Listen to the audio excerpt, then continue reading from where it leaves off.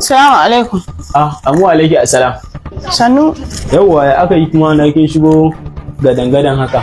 Wallahi kaga daga ƙauyen Gujiya nake. Okay. To na zo ne saboda in yi waka. Wa me? Waka. A hakan kuma? Wace irin waka zaki? Wakar aure nake so na yi. Aure? To waka aure muna buga ta ne naira 73,500.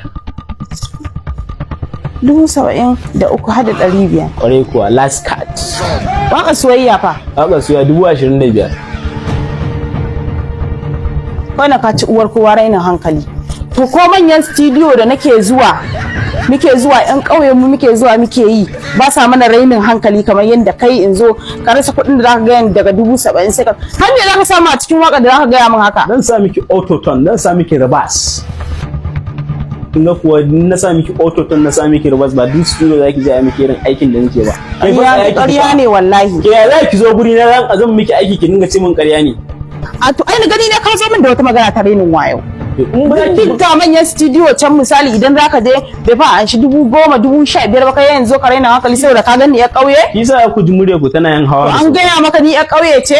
Kabba ki zage ni fa. A to ai gani ne kana so ka mai da ni wata ba inda zan je wallahi sai na yi waka. Inda ba. Ba zan miki karo ba.